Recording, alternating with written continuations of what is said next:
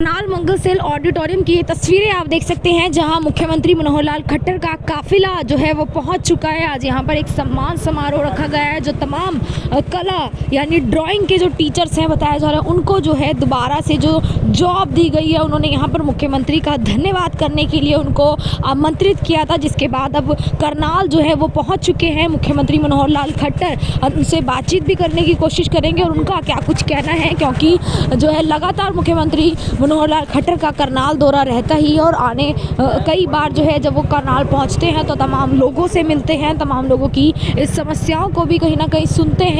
और आज जो ये टीचर्स हैं, जो तमाम टीचर बताए जा रहे हैं, जिनको दोबारा से जो है ज्वाइनिंग करवाई गई है, जॉब जो है दी गई है, नौकरी दी गई है, तो उन्होंने किस तरीके से धन्यवाद के लिए कार्यक्रम यहाँ पर आयोजित किया गया है। करनाल के मंगल सेन ऑडिटोरियम की ये तस्वीरें हैं।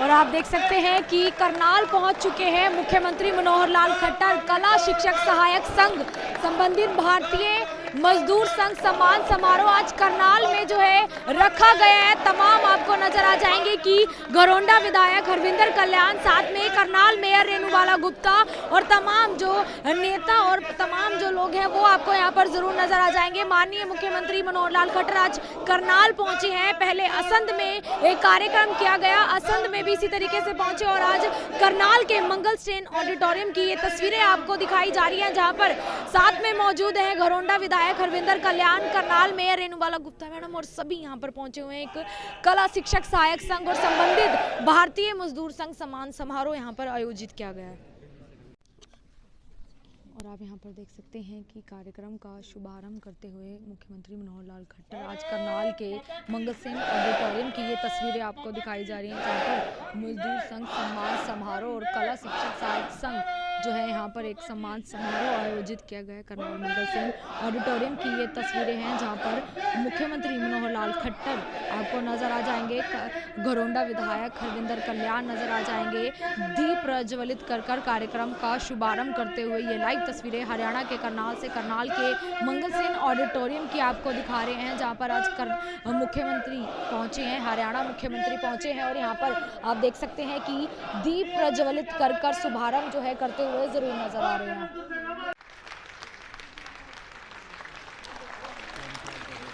और देख सकते हैं कि यहाँ पर मुख्यमंत्री मनोहर लाल खट्टर को पगड़ी पहनाकर जो है सम्मानित करते हुए नजर आ रहे हैं। और आज एक सम्मान समारोह यहाँ पर रखा गया है। कला शिक्षक सहायक संघ और संबंधित भारतीय मजदूर संघ सम्मान समारोह, और यहाँ पर पहुँचे हैं मुख्यमंत्री मनोहर लाल खट्टर। यहाँ पर जो तमाम जो लोग पहुँचे उनका स्वागत करते हुए जो है ज़रूर नज़र आ रहे हैं। घरोंडा विधायक है हरविंदर कल्याण, मुख्यमंत्री OSG हैं संजय भटला, मेयर हैं करनाल मेयर रेणुबाला गुप्ता। और ये देख सकते हैं कि यहाँ पर एक चित्र देते हुए ज़रूर नज़र आ रहे हैं। जी हाँ, ये देखिए मुख्यमंत्री मनोहर लाल खट्टर का ये चित्र है जो देते हुए नज़र आ रहे हैं। जी हाँ, एक कला शिक्षक सहायक है, क्योंकि ड्राइंग टीचर है, तो एक बेहतरीन और खूबसूरत तस्वीर देते हुए, जी हाँ, एक बेहतरीन और खूबसूरत तस्वीर जो है अपने हाथों से बनाकर यहाँ पर भेंट की गई है। आप लोगों से अपील रहेगी इस वीडियो को लगातार शेयर भी जरूर करते रहे। बीएमएस की क्या पहचान, बीएमएस की क्या पहचान, नई जवानी केसरिया रंग। देखिए अमर है, देश के हित में करेंगे काम, देश के हित में करेंगे काम, लाल गुलामी छोड़कर, लाल गुलामी छोड़कर। जी सर, थैंक यू जी। Thank you sir. मंच पर विराजमान भारतीय मजदूर संघ के हमारे क्षेत्रीय संगठन मंत्री, मेरे बहुत पुराने साथी हैं, श्री पवन कुमार जी, आप कहेंगे कि साथी कैसे हैं, जरा ये भी खुलासा करो। हमें बहुत सालों तक खेल के मैदान में इकट्ठे कबड्डी खेलने का अवसर मिला है।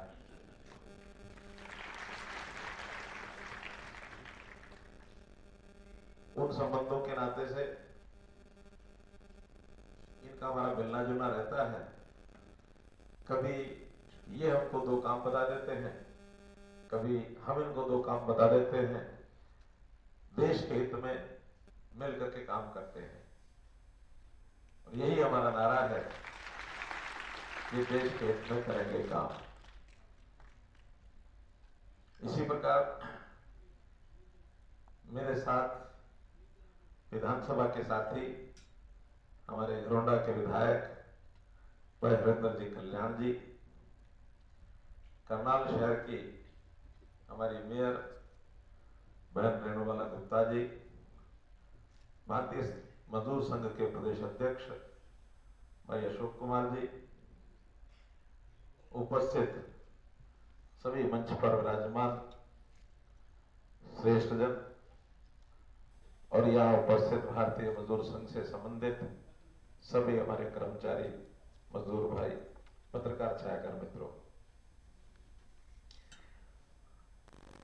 अंदर बैठ करके तो हम लोग आपस में कई तरह की बातें करते हैं, लेकिन जब प्रत्यक्ष इस प्रकार का ओपन कार्यक्रम होता है तो कुछ बातें साफ साफ करने का भी मन करता है कि देश और समाज की, प्रदेश की कुछ साफ साफ बातें आपके सामने की जाए।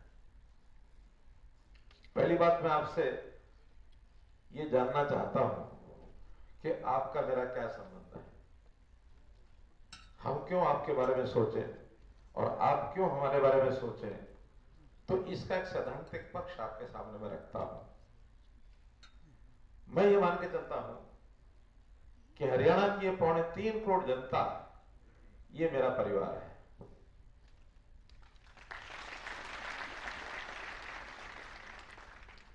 तो जो परिवार माना है तो परिवार के हर सदस्य की, उसकी चिंता करना हमारा भी काम है। परिवार के सब सदस्यों का दुख सुख वो मेरा सुख दुख है और सब मिलकर के जब आगे बढ़ना है तो इन बातों की चर्चा हमेशा होते रहने चाहिए। अब इसमें विषय आता है कि प्रदेश के सब लोग की चिंता मैंने क्या, हमने एक सिस्टम निकाला, बनाया, और वो है परिवार पहचान पत्र।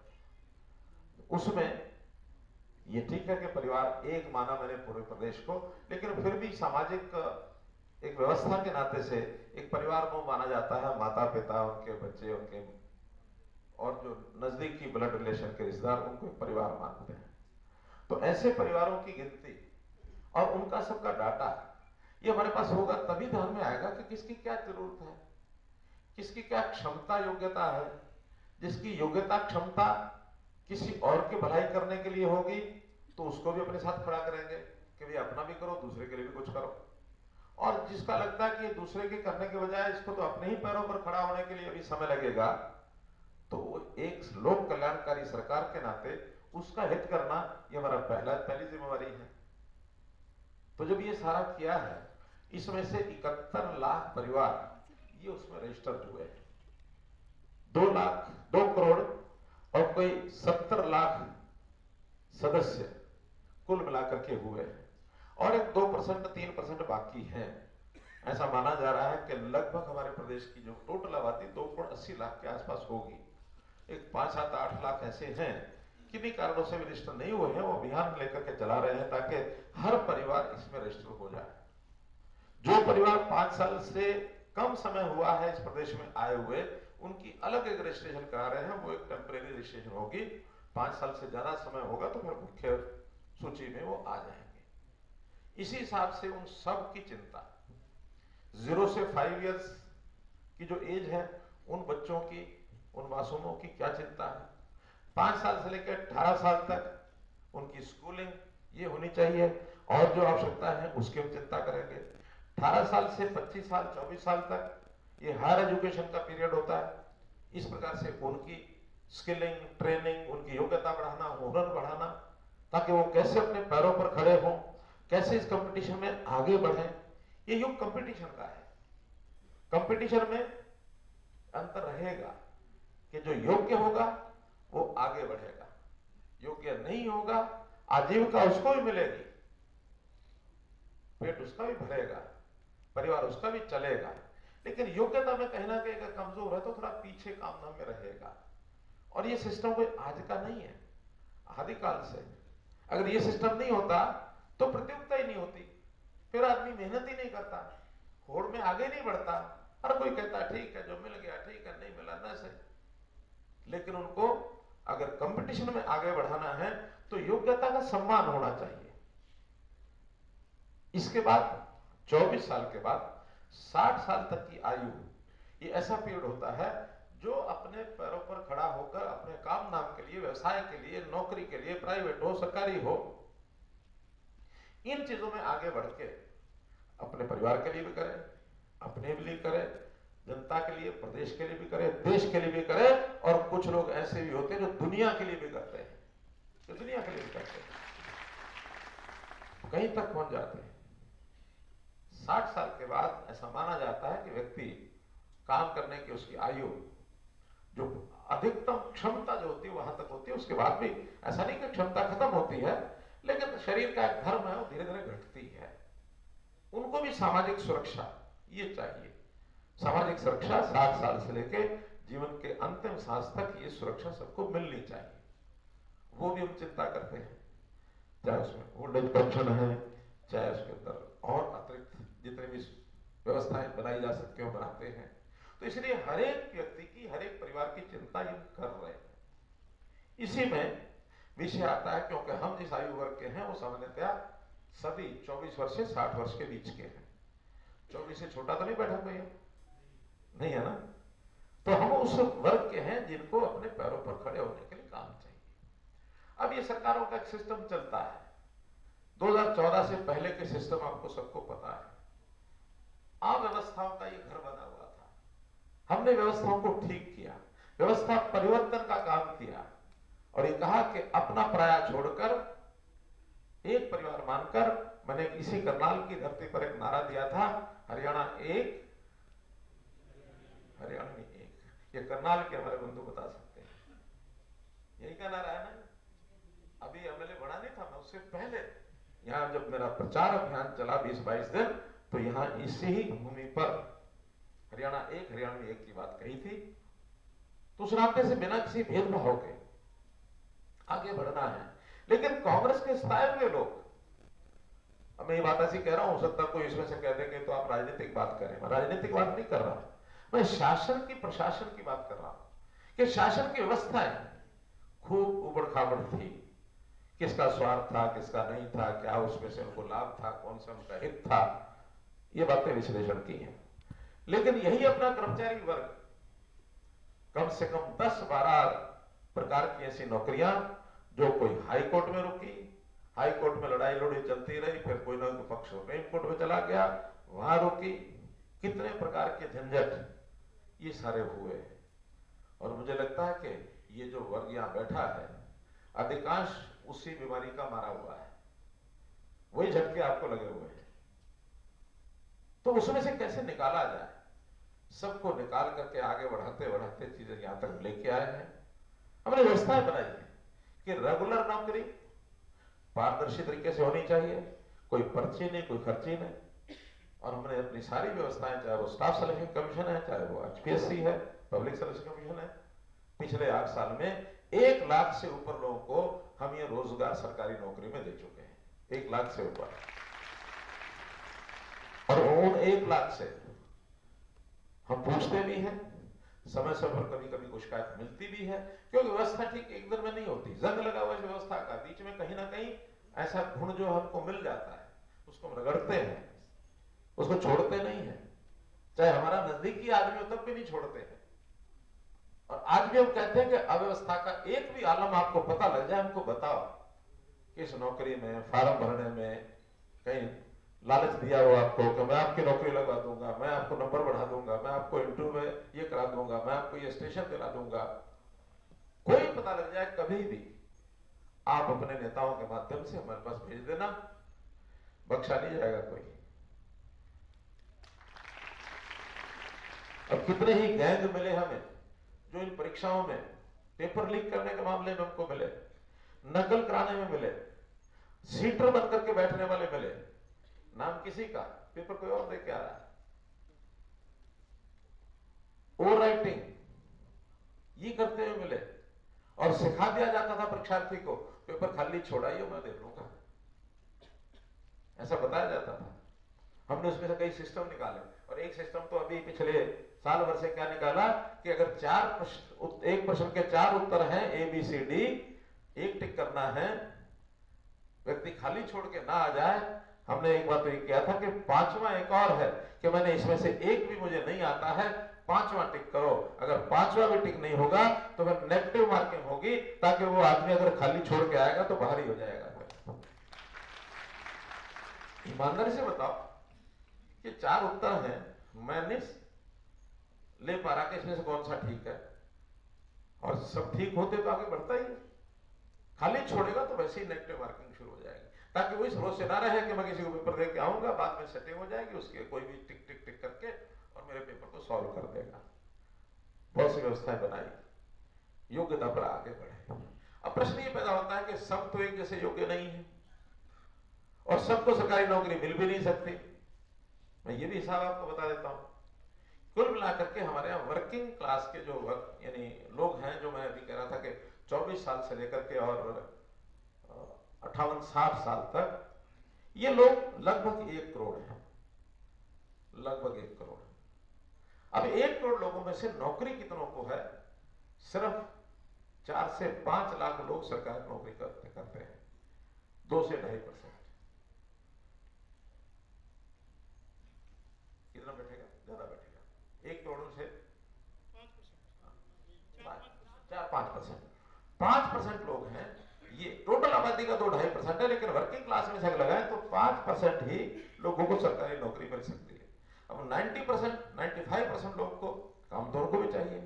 कुछ तो पैतृक काम करते हैं, किसान का बेटा खेती करेगा, लोहार का बेटा अपने काम में बैठ जाएगा, नाई बेटा वो भी अपना बाल तो काटेगा ही किसी के, अब अपने अपने काम में सब लगे हैं। कुछ लोगों को आगे बढ़ने के लिए अवसर देना पड़ता है, उनके लिए स्किल यूनिवर्सिटी हमने बनाई है कि वहां ट्रेनिंग प्राप्त करो। फिर उसके लिए उसको लगता है कि मुझे अवसर नहीं मिल रहा, अवसर लेने के लिए उसको शायद पैसों की जरूरत है, लोन की व्यवस्था कराते हैं। प्रधानमंत्री ने मुद्रा योजना बनाई, 1 करोड़ रुपए तक का लोन 1 घंटे के अंदर देने की व्यवस्था की, बहुत लोगों को लोन मिले हैं। फिर किसी को टेक्नोलॉजी का सहारा लेना है, आईटी बेस्ड चीजें हैं, तो ऐसे जो स्टार्टअप्स हैं उनके माध्यम से काम कराए। तो ऐसे बहुत बड़ी इन्वेस्टमेंट बड़ी बड़ी हो रही है जो प्राइवेट इंडस्ट्री में, उसको लेकर के आए, चाहे अपने देश के लोग चाहे विदेश के लोग हैं, ताकि वहां लोगों को रोजगार के लिए अवसर मिले। तो ऐसे चाहे अपने काम हो चाहे प्राइवेट नौकरी हो, इसके अंदर ज्यादा अवसर प्रदान करना। और हम तो यहां तक कहते हैं भाई, अगर सरकारी नौकरी भी ले ली है तो सरकारी नौकरी में भी एक आपकी सबकी अपनी अलग अलग इनकम की एक लिमिट है। सैलरी तो है। एक जमाना था कि जब लड़का लड़की शादी के लिए कोई परिवार मिलते थे तो लड़की वाले पूछते थे कि लड़का क्या कमावे से? बोले उसकी 36,000 तनख्वाह है। अरे तनख्वाह छोड़, और क्या कमावे से? समझ गए? ये शायद शिक्षा व्यवस्था में ऐसी चीजें नहीं है, लेकिन जहां इंजीनियरिंग के काम है, जहां कहीं और नौकरियां हैं, तो ऊपर नीचे के धंधे खूब चलते थे, वो सब बंद हो गए हैं। अब तो पारदर्शी तरीके से उन कामों के लिए पोर्टल पर सारी चीजें डलती हैं, पोर्टल पर काम मिलता है, पोर्टल पे पेमेंट होती है, किसी का कोई धंधा चलता नहीं है। पिछले 2 साल के अंदर हमारे जितने भी विजिलेंस के डिपार्टमेंट है, हमने 6-7 गुना कर दिया विजिलेंस अपना। जो आज से 4 साल पहले विजिलेंस था, पिछले 3 साल में 7 गुना कर दिया। सेम फ्लैंक्स कट उसको भी पूरी छूट दे दी, रंगे हाथों पकड़ो, उठा के अंदर कर दो, नौकरी जाए तो जाए। हमारा अधिकार हमारी सैलरी पर है, इससे ज्यादा एक भी पैसे पर अधिकार नहीं है हमारा, वो समाज का पैसा है। तो इस नाते से हमने भ्रष्टाचार पर चोट की है। अब हम कहते हैं कि जो सैलरी वाले भी हैं, चाहे वो सरकारी कर्मचारी या प्राइवेट कर्मचारी है, कंपटीशन में हुनर सीखने के लिए, नई नई चीजें बढ़ाने के लिए और आगे बढ़ो। अगर आपको अच्छे उद्योग में जाने का मौका मिलता है और अपना उद्योग भी कर सको, आप सैलरी आज 15,000, 20,000, 25,000, 30,000 लेते हो, अपने बिजनेस में सब सुविधाएं आपको मिलती हैं, उसमें अगर 50 लाख कमा सकते हो, 50,000 रुपये महीना कमा सकते हो तो वहां चले जाओ। 1 लाख रुपए महीना कमा सकते हो तो वहां चले जाओ। मैं तो इवन हमारे IAS अधिकारी, HPS, HCS उनको भी कहता हूं कि भैया अगर अपना धंधा कोई करना हो, हम आपको सुविधाएं देंगे, लोन भी दे देंगे, कुछ ना कुछ सहायता करेंगे, जाओ और लोग आ जाएंगे यहाँ आपकी जगह। ये तो एक फ्लो है। Sooner you come and sooner you go for progress. अगर मान लो आज नौकरी करने वाले लोग कहीं और अच्छा अवसर लेके बाहर निकलते हैं तो उसकी जगह नए आएंगे ना, नए आएंगे, वो भी तुम्हारे भाई बहन हैं। तो एक साइकिल बनना चाहिए। हमने एक और व्यवस्था भी की है अभी 3 महीने पहले ही उसको शुरू किया है, वो है हरियाणा ओवरसीज प्लेसमेंट सेल। मैं अभी दुबई गया था तो हमने 12-13 कंपनियां वहां जो मैन पावर यहां से लेके जाते हैं उनको बुलाया था कि प्राइवेट एजेंसी के माध्यम से आप करते हो, क्यों नहीं सरकार के माध्यम से करते हो। एक मैकेनिज्म बन गया कि हम स्किल्ड जो लोग हैं, स्किल्ड सेमी स्किल्ड, जो हमें जरूरत है विदेश में, हम आपके यहां से हरियाणा से लेंगे। कहीं कारीगर हैं, कहीं नर्सेज हैं, कहीं पैरामेडिक्स हैं, कहीं ड्राइवर्स हैं, लाखों लोगों की जरूरत है। हमने पहले साल के लिए 1 लाख नौजवान विदेशों में जाए काम करने के लिए, कुछ साल काम करे फिर वापस आए, कोई दिक्कत नहीं है, वहां जाने के लिए व्यवस्था कर रहे हैं। 1 लाख टारगेट रखा। अब विषय ये आता है जो आज की चर्चा का विषय है कि सरकारी नौकरी में भी जैसे मैंने बताया कि योग्यता के आधार पर सीमा लग गई कि स्टाफ सिलेक्शन कमीशन या पब्लिक सर्विस कमीशन, और उसमें समय बहुत लगता है, कहीं 6 महीने लगते हैं, कहीं साल लगता है, कभी तो फार्म भरने के बाद 2-2 साल 3-3 साल लटक जाता मामला। कोर्ट्स बीच में फंसते हैं। हमारे ही साथियों में से कोई एक आदमी चला जाता है, या तो ये गड़बड़ है, या एडवर्टाइजमेंट में ये गड़बड़ है, या डिग्रियों की गड़बड़ है, या ऐसा है या वैसा है। सरकार नहीं चाहती गड़बड़ करना, लेकिन कोर्ट्स के माध्यम से हमारे साथी जाते हैं तो कई बार तो हमारे जज भी जो होते हैं ना, उसको समझने में भी साल लगा देते हैं। अभी एक पुलिस की भर्ती, सब भर्ती हो चुकी है, पुरुषों की 5,000, महिलाओं की 1,000, 6,000 भर्ती हो, यानी हमारी ओर से रिजल्ट निकल चुका है। लेकिन चले गए कुछ सज्जन कि 4 बैच के अंदर जो अलग अलग परीक्षा होती है, तो हर बैच का पेपर जो होता है अलग अलग लेवल होता है उसका, उसको कहते हैं न्यूट्रलाइजेशन, कि पेपरों की सबकी मिला के हाईएस्ट नंबर लोएस्ट नंबर देख करके उसका न्यूट्रलाइजेशन किया जाता है। कि एक जगह हाईएस्ट नंबर मान लो 98 आ गए किसी भी 1 लाख लोगों के, अगले 1 लाखों में से अगर हाईएस्ट 96 आए हैं, तीसरे ग्रुप में 97 आए हैं, तो उनका न्यूट्रलाइजेशन करके एक लेवल लाया जाता है, उनकी एवरेज होती है। वो एक सिस्टम है बना हुआ, कोई आज का सिस्टम नहीं है। उसको न्यूट्रलाइजेशन करके फिर एक कॉमन मेरिट बना के और जो कॉमन है देते हैं। ऐसा कर दिया। ऐसा करने के बाद एक जना चला गया कि नहीं ये न्यूट्रलाइजेशन का फार्मूला समझाओ हमको। अब जज भी कहता समझाओ हमको, वो समझते समझते 6 महीने से ऊपर हो गए। अब 6 महीने के लिए हम 6,000 लोगों को जिनको नौकरी देनी थी, सरकार का काम हर जुआ, हमारी भर्ती नहीं हो पाई। और जो 6,000 बालक नौजवान जिनको नौकरी मिलनी चाहिए थी, वो 6-6 महीने के लिए कितना नुकसान हो गया केवल एक व्यक्ति के कारण से। तो ये सारी चीजें साथ साथ चलती हैं। हम लगातार ठीक करने के लिए लगे हुए हैं। और इसी में से एक नई बीमारी थी कि जब हमारी यहां संख्या पूरी होती नहीं है डिपार्टमेंट्स में, तो एक सिस्टम था आउटसोर्सिंग। आउटसोर्सिंग किसके माध्यम से? ठेकेदार को कहते थे भैया तुम दे दो हमको 50 आदमी, तुम दे दो 100 आदमी, और फिर वहां जो अंडरग्राउंड मामला चलता था, हर किसी से पहले पैसे काट लेना, फिर महीने का महीने पैसे काटना। शुरू में भी जो खाली आदमी बैठा है वो जुगाड़ करके इधर से उधर से कहीं माँ बाप को तंग करके पैसे लाके उसको देता, चलो भाई 1-2 साल के लिए यहीं लग जाओ। बहुत हमारे पवन जी और बस सब लगातार प्रेशर, ठेकेदारी प्रथा खत्म करो, ठेकेदारी प्रथा खत्म करो। डंडे झंडे लेकर के भी हमारे खिलाफ आंदोलन करते रहे। क्यों करने पड़े। हमको भी समझ में आया कि क्यों है ठेकेदारी प्रथा खत्म क्यों है। सब सिस्टम समझा, समझने के बाद मन बनाया कि ठीक है ठेकेदारी करेंगे।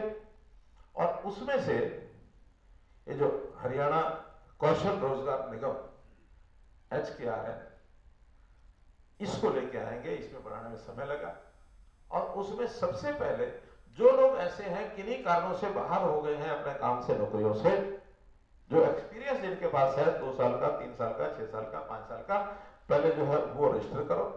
इनकी जहां जहां जरूरत है सबसे पहले इनको लगाएंगे और इनको हर साल की आधा अंक भी देंगे, हर साल के एक्सपीरियंस का, अप टू मैक्सिमम 5 मार्क्स के 5 नंबर इनको देंगे।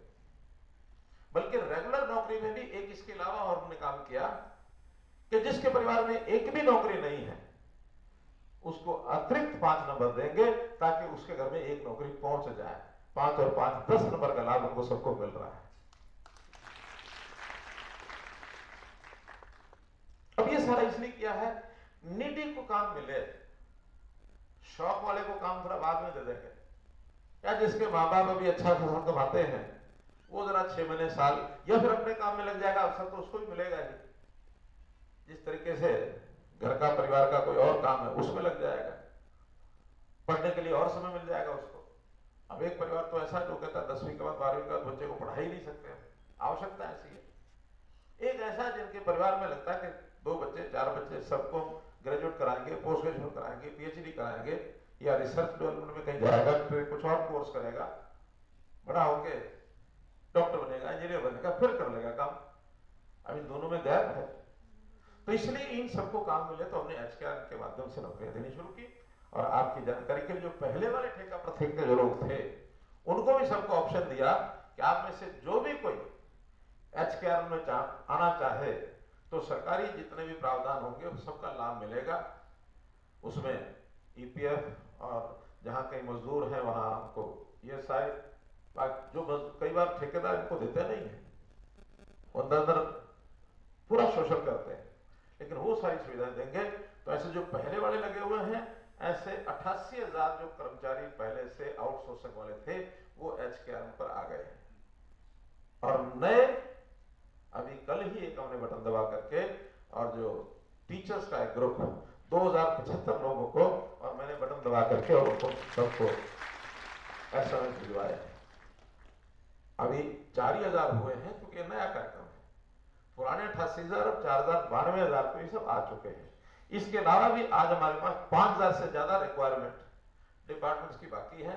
और एक बार सिस्टम शुरू हो गया तो मुझे लगता है कि अगले 15-20 दिन में 5,000 ये भी आ जाएंगे। और जहां जहां जरूरत होगी फिर अगली जो रिक्वायरमेंट आएगी वो आएगी। लेकिन ये हमारे लिए फाइनल नहीं है। HKRN इसका स्वरूप भी एकदम पक्की नौकरी का नहीं है। हम चाहते हैं इसमें भी योग्य व्यक्ति अगर आगे बढ़ सकते हैं उनको बढ़ने के लिए प्रयास करने चाहिए, क्योंकि आखिर है तो ये भी आउटसोर्सिंग की रिप्लेसमेंट है। कोई HPSC या HSSC के माध्यम से ये नौकरियां नहीं है। जब तक पक्के वहां से नहीं आते तब तक के लिए यहां लगे रहेंगे। हो सकता है कोई 10 साल लगा रहा है, 5 साल लगा रहा है, 15 साल लगा रहा है, हो सकता है सारी उम्र यही निकल जाए। और ये भी हो सकता है अगले साल पक्के आ गए तो इनको कहा जा सकता है कि भैया पक्के लगेंगे, पहले आप जाओ बाहर। अभी ये ऐसी बात मैं कह रहा हूं जिसमें से आपको किसी को दुख शुरू हो सकती है, लेकिन कोशिश ये रहेगी कि जिसको एक बार हम लगाएं वो कम से कम जब तक उनको और अवसर अपने आप छोड़ के ना जाए तब तक हम ना निकालें, ये कोशिश रहेगी। लेकिन उसके लिए आपको भी प्रयत्न करना होगा। आपको भी रेगुलर अप्लाईमेंट के लिए जहां अप्लाई करना वहां अप्लाई करना होगा। अभी क्लास 3 के लिए यानी कैटेगरी C के लिए हमने common eligibility test CET test करवाया है, जिसके अंदर 11 लाख लोगों ने अप्लाई किया था। लगभग 6.5 लाख लोगों ने एग्जाम दिया और 50% के लगभग पास होंगे ऐसा लगता है, क्योंकि अभी तो रिजल्ट नहीं आया है। 50 हो जाए, 60 हो जाए, 3 हो सकते हैं, 3.5 हो सकते हैं, 4 हो सकते हैं, जो उसका वो बेस क्या कट ऑफ मार्क्स रखे हुए उसके हिसाब से फिर उनको उसकी नौकरी के हिसाब से दोबारा से ऑप्शन देना होगा कि मेरे पास एडवर्टाइजमेंट के हिसाब से ये नौकरियां निकली, इसमें मेरी ऑप्शन ये है। क्योंकि ये 100 से ज्यादा टाइप की पोस्ट निकलेंगी ग्रुप C में, उनके अलग अलग ग्रुप बनाए जाएंगे, 10 या 12 ग्रुप बनेंगे। आप उसमें से कौन सा सिलेक्ट करते हैं वो टिक करेंगे, उस एग्जाम में जो उसमें पास हो जाएगा उसमें उसकी ऑप्शन के अनुसार उसको नौकरी मिलेगी। बहुत एक पारदर्शी तरीका हमने ये बनाया है, उसकी नौकरी पक्की होगी और पक्की नौकरी का लेवल तो काफी अच्छा होगा। मेरी तो अपेक्षा ये है कि आप सब लोग जो बैठे हैं कॉमन एलिजिबिलिटी टेस्ट में आपको अपीयर शायद हुए होंगे। पूछो तो अगर सीईटी का टेस्ट आप में से किसने दिया? 1 2 3 4 5 6 7 8 9 लगभग 5% लोग। ठीक है, अरे क्वेश्चन नहीं, अलग से पूछ लेंगे। मैं केवल एक विषय आपको बता रहा हूं कि ये सीईटी का टेस्ट हर साल होगा, ऐसा नहीं कि नहीं होगा। इस बार हो गया ग्रुप सी का, अगले साल फिर होगा। और जो एक बार टेस्ट होगा 3 साल तक उसका वैलिड रहेगा वो टेस्ट। इस 3 साल में अगर कोई इंप्रूवमेंट करना चाहे अपने मार्क्स के, वो भी कर सकता है। 3 साल में एक बार सिर्फ फीस देनी है उसको, एक बार में उसको उसका जो रजिस्ट्रेशन नंबर मिलेगा। 3 साल के बाद फिर चाहे तो फिर दे सकता है दोबारा से फीस भर के। तो एक सिस्टम बना दिया है, उस सिस्टम में योग्यता के आधार पर जितने टाइप की नौकरियां निकलेंगी साल में एक बार हर पोस्ट के लिए जो वैकेंसी होगी वो भरी जाएगी। और इसी प्रकार से यह +2 मिनिमम क्वालिफिकेशन इसकी या इक्विवेलेंट। ग्रुप डी की 10वीं की क्वालिफिकेशन है, वो भी हर साल एक बार होगा टेस्ट। अभी 10वीं वालों का होना है, ग्रुप डी का हुआ नहीं है। वो जैसे ये कंप्लीट होगा महीने 2 महीने बाद उसको शुरू करेंगे, क्योंकि ग्रुप डी हमने 18,000 पीछे लगाए थे और ग्रुप डी में ज्यादातर आउटसोर्सिंग पर चल रहे हैं। ग्रुप सी में रेगुलर की तरफ हम आगे काफी बढ़ रहे हैं। तो इस प्रकार से इसकी ओर हम आगे बढ़े, या हम नहीं तो हमारे परिवार में और भी जो लोग हैं उनको सबको प्रेरित करें कि अपनी पढ़ाई करें और ग्रुप सी का या कहीं कम पढ़ाई लिखाई तो डी का, या फिर जो ग्रुप बी और ए के लिए जो क्वालिफिकेशन है उस हिसाब से करके और हर साल उस एग्जाम के अंदर उनको आना चाहिए। तो इसमें मेरा इतना ही कहना है कि जैसे अब गिनाने की जरूरत नहीं कि पिछले क्या क्या कमियां उन्होंने छोड़ी थी। मैं एक ही विषय, जैसे जेबीटी टीचर्स का कांग्रेस सरकार में 2 ग्रुप थे और कोर्ट ने अलग अलग निर्णयों में उन दोनों को ज्वाइन करा दिया। अच्छा, आपके कौन सोचते हैं इसको भी कर लो इसको भी कर लो, आपको पता भी होगा। आखिर में फिर सुप्रीम कोर्ट ने उसमें से एक को प्राथमिकता दे दी कि ये पहले, दूसरा बाद में। आपका पहले वाले को मान्यता दो, दूसरे वाले को अगर आपका सीट है तो कराते चले जाओ। संयोग से इस समय तक सारी सीटें जो खाली हो गई थी उन सबको एडजस्ट कर दिया है। सिर्फ 200 लोग उसमें बचे हुए थे। आज प्रातःकाल मेरे पास वो आए थे कि वेटिंग लिस्ट में सिर्फ इन 9,800 में से सिर्फ 200 रह गए हैं जिनको रेगुलर एम्प्लॉयमेंट मिलनी है, वेटिंग में वो है। हमने आज उनको कह दिया कि जिनका जहां जहां स्थान है और ज्वाइन करने की हमारे पास है जगह, उन 200 को ज्वाइन करा दे। मुझे लगता है 2-3 दिन में वो भी ज्वाइन हो जाएंगे 200 लोग। तो एक एक को कितना परस्यू करते हैं, आपको ये ध्यान में आया होगा कि कितनी बारीक बातें मैं आपको बता रहा हूँ। यहाँ तक हम हर चीज पर ध्यान रखते हैं, लेकिन कई बार हमारे सामने जो लोग आ जाते हैं, क्या करें जी, रोजी रोटी का सवाल है जी, बच्चे छोटे हैं जी, शादी हो गई जी, अब मैं क्या करूँ जी। देखिए, ये कहना अपने आप में तो ठीक है, लेकिन हमारी जितनी मुसीबतें होती हैं इन सारे मामलों में, कोर्ट का भी एक प्रेशर होता है, सीटें भी कितनी चाहिए कितनी नहीं, योग्यता भी होती है, उसी में से रास्ते निकाल के कि जिनको परमानेंट मिलेगी परमानेंट, नहीं तो एचकेआर, और एचकेआर में से आगे बढ़ाने का रास्ता आपको देते रहेंगे, आगे बढ़ाएंगे, किसी को कोई समस्या नहीं आने देंगे। ये विषय आपके लिए मुझे सामने रखना था, ये आपके सामने मैंने रखा है। पुलिस में भी हमने टीआरपी की भर्ती, transparent recruitment policy, Haryana is the first state जिन्होंने पुलिस में कभी कोई गड़बड़ नहीं होने दी। नहीं तो आज से 8-10 साल पहले क्या होता था, भर्ती बाद में निकलती थी, लिस्ट में पहले इकट्ठी कर लेते थे, ये लिस्ट ले जाओ जी, मेरे इलाके के 50 लोग हैं, 100 लोग हैं, और ये बखान करते थे बड़ी बड़ी जगह, तो मैंने देखो 200 लोग लगवाए, मैंने 250 लगवाए, वो गिनते रहते थे। और मैं क्या कहता हूं, भैया मैंने नहीं लगवाया किसी को भी, हाँ जो लगे हैं अपने दम पर लगे हैं, लगे जरूर। जिसने लगना है वो अपना दम दिखाओ, जरूर लगोगे।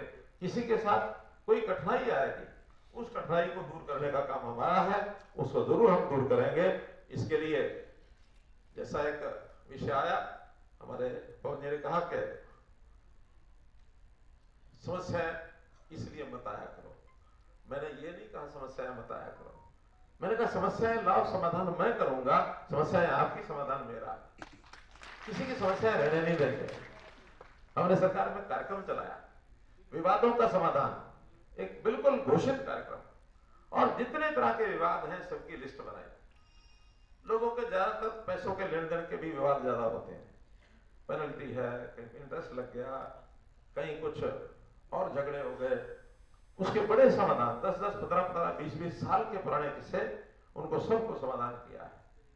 कोर्ट के केसेस हमारे कम हो रहे हैं, ताकि एक विवाद है उसका पॉलिसी बनाई, समाधान किया, उसी में 1000-2000 केस खत्म हो जाते हैं। तो इस ओर हम आगे बढ़ रहे हैं, किसी को कोई समस्या नहीं आने देंगे, सब विवादों का हम समाधान करेंगे। और मैं पवन जी का आभार प्रकट करता हूं, लेकिन साथ में एक ऑब्जर्वेशन भी बताता हूं। आभार तो इस बात का कि उन्होंने कहा कि तीसरी बार भी आएंगे, चौथी बार भी आएंगे, पांचवी बार भी आएंगे, और जो आखिरी लाइन बड़ी खतरनाक बोली, वो बोली जब तक हमारी समस्याओं का समाधान नहीं होता तब तक आप ही आते रहेंगे। इसका मतलब अगर कल को समस्याएं, सब समस्याओं का समाधान हो गया तो फिर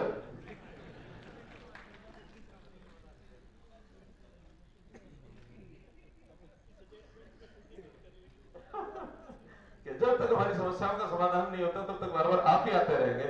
भाई, समस्याओं का समाधान होने के बाद भी आपकी सदिच्छा मेरे साथ बनी रहे, यही आपसे निवेदन। बहुत बहुत धन्यवाद।